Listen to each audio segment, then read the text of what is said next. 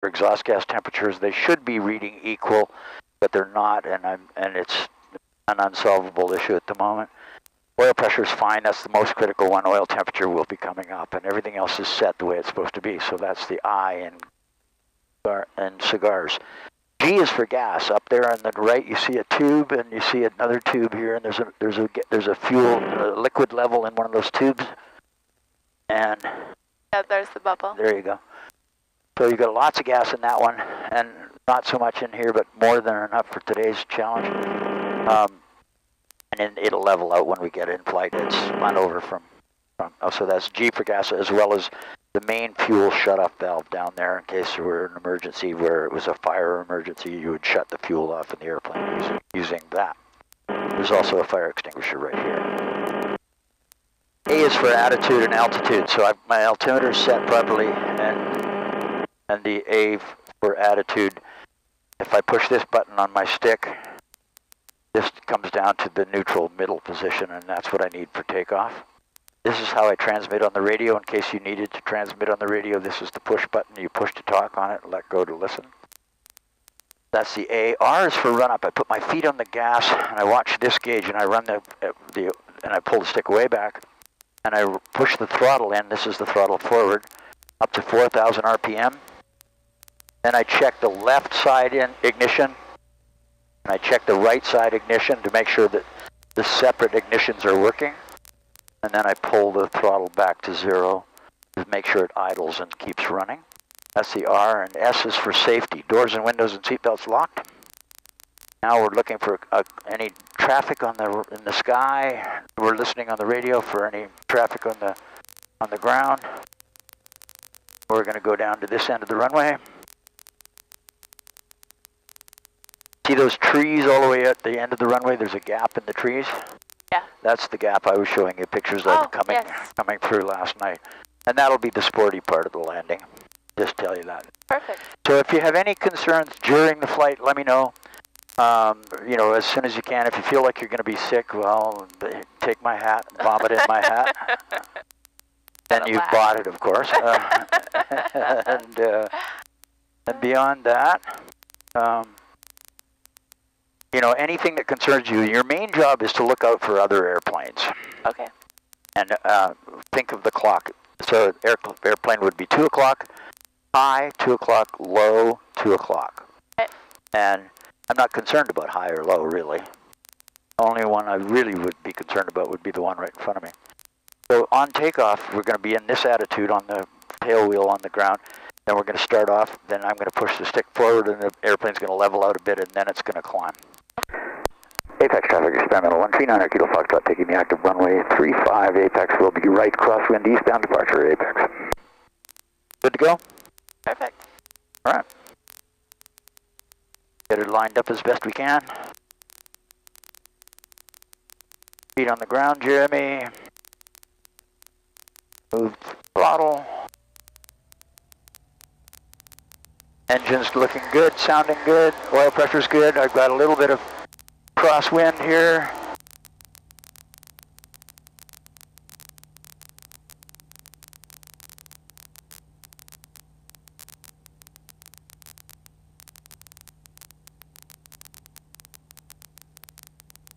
A little bumpy, like I said. Check out your left. Take a look out to your left. Liz. As gorgeous as it gets. That's beautiful. Apex traffic, experimental 9 Kilo Foxtrot is going to be left crosswind westbound departure, Apex.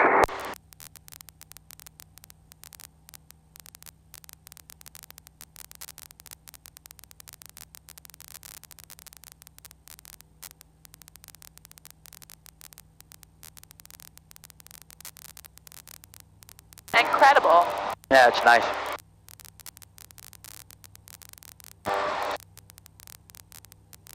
And the bumpiness, in theory, will go away in the next few moments, but it is a little bit windy, and so not sure I'll be able to deal with that any other way than. I have a solid stomach, so don't worry. Okay, so we're 1,000 feet above the sea level right now. 1,100. So the little needle is the 1,000 feet, the 1,150, 1,200.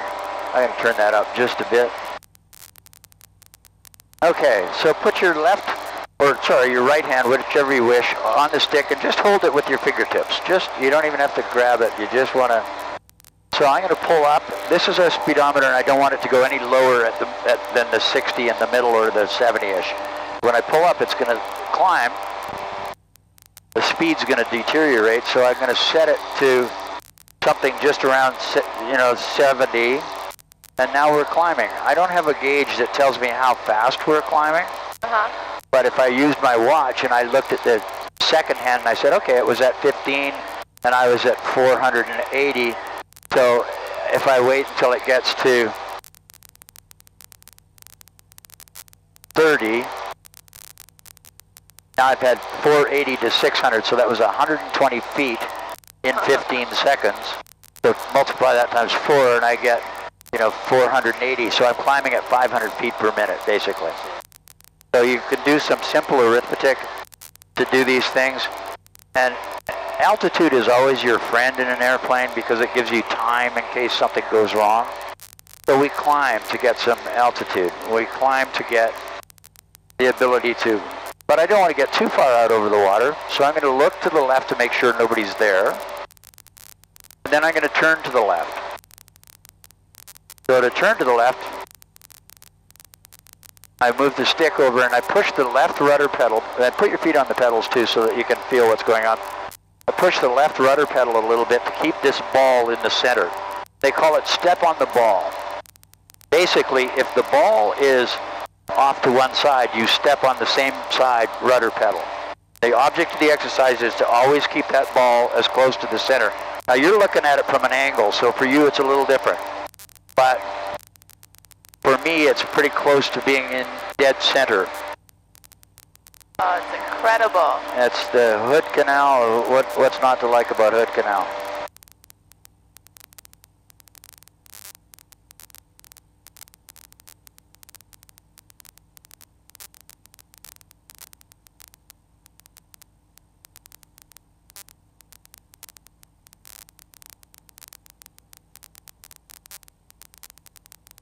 So when you're in an airplane flying under visual flight rules, which is what we're doing, anything below 3,000 feet above sea level, you can basically fly at whatever altitude that you want to fly at. We're not talking to any air traffic controller right now. We're under no direct control by anybody. I'm following rules that tell me what I can and can't do, but basically I'm not a filed flight plan. I'm not needing to talk to anybody. So I'm now going to look out my wing and make sure nobody's there. I'm going to turn this again.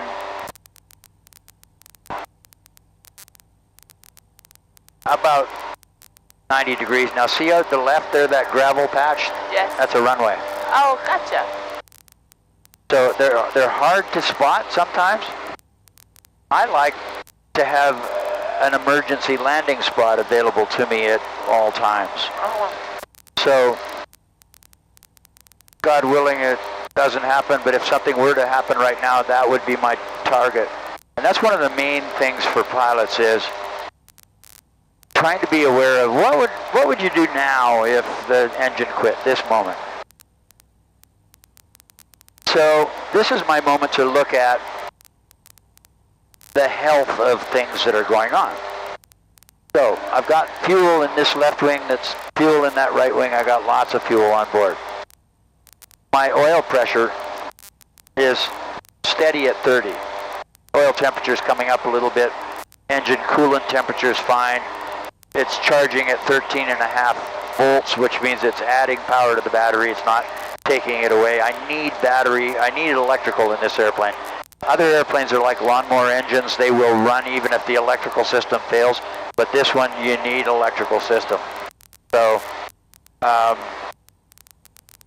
everything's basically looking tickety-boo. I wish this needle were at just under 14.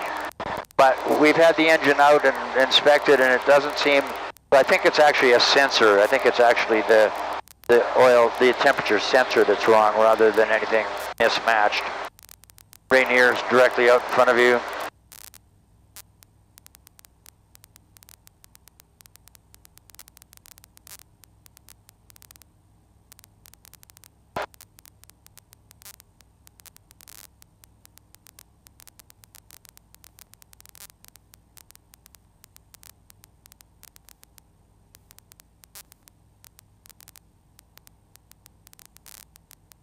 So can you feel that once we get over the land, it starts getting bumpy again? Yeah. You know, that's the turbulence from warm air rising off of dirt and trees and fields and roads and all those kinds of things.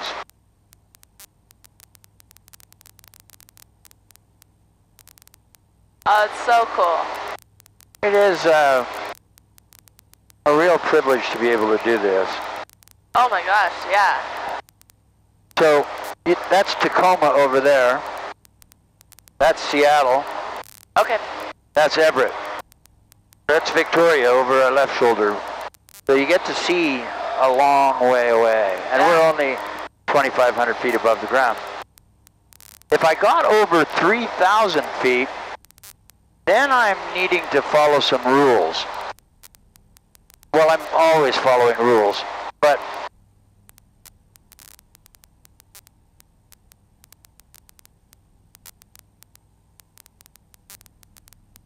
so there's some airspace that I'm about to head into. It's the airspace that is controlled by that big scar on the horizon, that beige scar, which is SeaTac Airpark. So the rule book basically is stay the hell away from here. Or if you do go in here, you need permission. And if you are going here and you don't have permission, you're a bad boy and you're going to be punished. And meanwhile, you're going to be causing danger for very large jetliners. So imagine there's an upside down wedding cake on top of SeaTac. And the airspace is designed to let big airplanes come from 10,000 feet and more down to land at that airport. Currently, I'm underneath one of the layers of the wedding cake, so I still don't have to talk to them. If I got up to 6,000 feet, see that 100 and then the 60? So if I chose to fly up to 6,000 feet, then I would be inside that wedding cake layer and in trouble. And so it's essentially being aware of where you are. Now, are these other planes? Yes, they are, and that's what's so cool about this device and that phone is that capability of being able to see other traffic nearby is something that really only the most expensive airplanes on the planet used to have until iPhones came along. And I built this receiver for $130 off of plans on Amazon. and normally those would have been, 10 years ago that would have been $100,000, and 5 years ago it would have been, and still the certified ones are $5,000 or more. But this is an experimental aircraft, and I'm allowed to do whatever I want, and I'm allowed to build things like that. And so over to our left is, I'm going to turn over there for a brief second. I won't fly too much in their direction, but that's the Navy base with the aircraft carriers.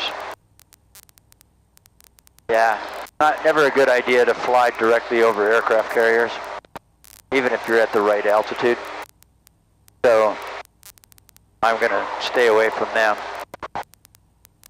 How many men can go on one of those? 6,000. I think is the crew size, 4,000 or 5,000, and then I think they have the air wing, so I think they have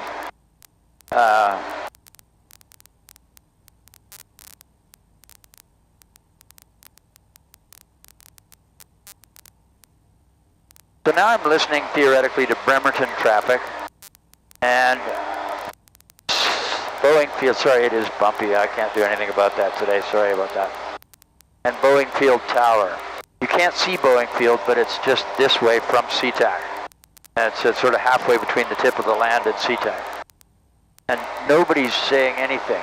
So sometimes that's a little worrying to me. It's like, Mike, there we go. Stadium arrival approved. Fast coming up on Space Coast Field Northwest out of Caravan, altitude in 1020. so that tells me that the radio's working and that I'm listening to Boeing properly. Foxtrot traffic 10 to 11 o'clock, 2 miles appears. Pretty cool. Westbound altitude indicates 1,300. That's cool. 6360 traffic 1 o'clock, 2 miles out eastbound helicopter. Last observed altitude indicated 1,000. So this is a steeper turn. 2 targets maneuvering at 1,200 indicated, and last observed was 900 indicated.